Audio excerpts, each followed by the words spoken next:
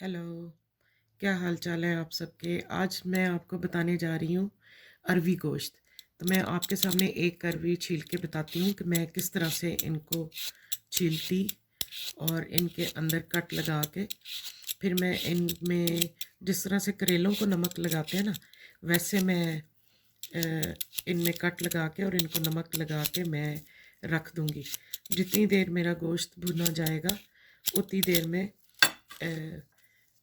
इनको नमक लगा रहने दें और फिर इनको मल मल कर उस वक्त तक धोएं जब तक इनकी लेस ना निकल जाए सारी।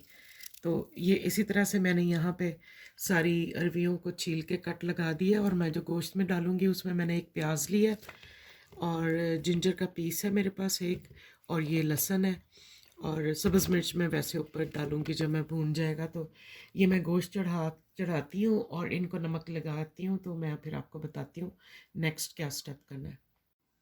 हाँ जी, ये देखिए अब मैं इसके अंदर इस तरह से फैला के सबके ऊपर 2 टीस्पून मैं नमक लगा दूँगी और इनको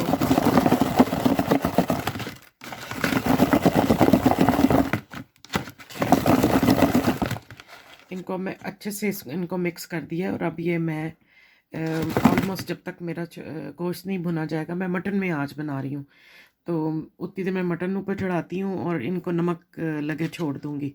और फिर जब धोऊँगी भी तो मैं आपको दिखा दूँगी कि किस तरह से इनको धोना है।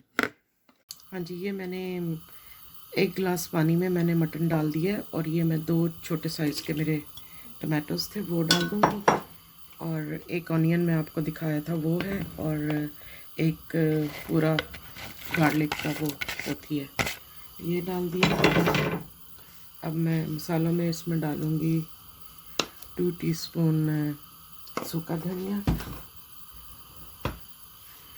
और 1.5 टीस्पून नमक और 1.5 टीस्पून ही सुरख मिर्च, और हल्दी मैं इसमें पूरा 1 टीस्पून डालूँगी। मैं अपनी सब्ज़ी में हमेशा ज़्यादा हल्दी डालती हूँ क्योंकि ये आजकल खाने में बहुत बेहतर है। अब इसको मैं पकने दूँगी और फिर मैं इसको भून लूँगी। और आप 2 तरीके से कर सकते हैं, या तो आप अरवी अलहदा से भी गला सकते हैं क्योंकि बाज़ दफ़ा कुछ मोटी अरवीज़ होती हैं और उनको ज़्यादा टाइम चाहिए होता है।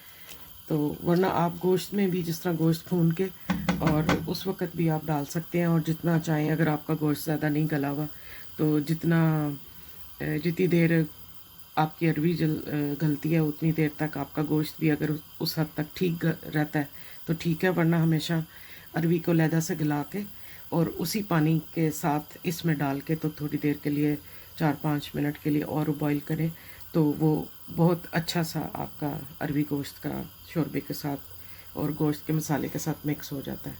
चलें फिर मैं जब हंडिया भूनती हूँ अरबी डालती हूँ तो मैं आपको फिर दोबारा दिखाती हूँ। हेलो, हाँ जी, ये देखें यहाँ पे मैंने मटन को भून लिया, बहुत अच्छे से भून गया और इसमें मैंने धनिया और सब्ज़ मिर्च डाल लिया। देखें इसकी ग्रेवी कितनी मसाला स्मूथ सा बन गया होगा, कोई टमाटर प्याज कुछ भी लहसुन वगैरह कुछ नहीं नज़र आ रहा। और इधर दूसरी साइड पे मैंने अरवी जो थी वो मैंने बॉईल कर ली थी। इसको चेक करने का बेस्ट तरीका है, जो सबसे मोटी वाली अरवी हो उसको आप फोक से ऐसे करके चेक करें। हाँ जी, ये बिल्कुल अच्छे से गल गया। अब मैं क्या करूँगी, मेरा मटन भुना हुआ तैयार है। अब इसको उठा के मैं अपने मटन शोरबे समेत डाल दूँगी। ठीक है जी। अब क्योंकि ये दोनों बॉइलिंग पॉइंट पे थे, अब इसको मैं अच्छे से मिक्स करूँगी उसके साथ, उसकी शोरबे के साथ और गोश्त के साथ ये अच्छे से पक जाएगा।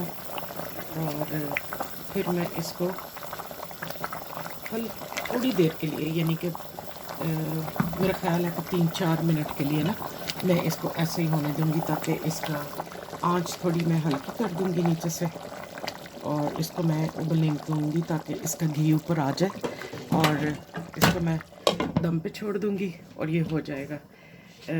इसके साथ ही मैं आपको एक और चीज़ आज अपना एक एक और मैं चीज़ बताने वाली हूँ। मैं कल गई थी शॉपिंग के लिए, तो मेरी ये सब्ज़ मिर्चें बहुत ज़्यादा आ गई थी, और बजाय इसके कि इनको ज़ाया करने के लिए मैंने ये किया कि इनको बहुत ब्रीक ब्रीक मैंने चॉप कर लिया। अब इनको मैं सेव कर लूँगी। आप जब भी दाल बनाएं, चिकन कॉर्न सूप घर में बनाएं, तो ये आपको चाहिए होती हैं। तो इनको मैं एक जार में डाल दूँगी। अच्छा प्लास्टिक बॉटल है मेरे पास, और इसको अच्छे से धो लो, खुश कर लो, और इसमें फिर आप ये सारी सब्ज़ मिर्चें डाल दें। ठीक है जी। और इसके अंदर अब मैं वाइट विनेगर, ये मेरे पास बॉटल है वाइट विनेगर की, ये इधर मैं आपको दिखा देती हूँ। हाँ जी। और इसको मैं अब इसके अंदर फिल कर दूँगी, क्योंकि सिरके से ये ख़राब नहीं होंगी और पड़ी रहेंगी।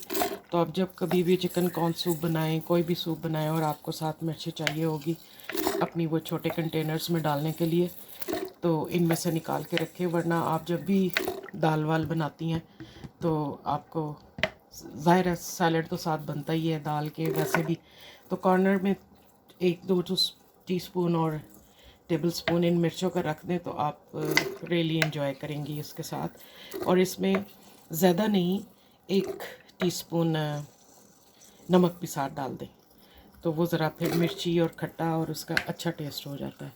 ये मेरी आज की वो एक साथ हेल्पफुल टिप थी आपको, जो मैं अक्सर मतलब चीज़ें जो जाती हूँ ख़रीदने, और कभी ज़्यादा आ जाएँ तो लगे कि ये ख़राब तो नहीं हो जाएंगी, इतनी हम एकदम से तो नहीं इस्तेमाल कर सकते। ऐसे ही मैं धनिया भी अगर अक्सर ज़्यादा आ जाए तो मैं उसको धो के काट के फिर दोबारा से धो के और उसको रुचड़ने के लिए रख देती हूँ, और फिर बैग में डाल के उसको डीप फ्रीज़ कर देती हूँ। और जब भी हंडिया बनाओ और फिर आपका कटा हुआ घर पड़ा होता है, तो उसमें से थोड़ा सा निकाल के आप उस पर डाल दें, तो काफ़ी हेल्प हो जाती है, बजाय इसके कि भी आप छोटी छोटी चीज़ों के लिए दोबारा बाज़ार तो जाना नहीं हो सकता। तो ये छोटे छोटे वो हैं घर के घरेलू टोटके नुस्खे और हेल्पिंग हैंड तरकीबें माओं की, जो किचन में काम आती रहती हैं।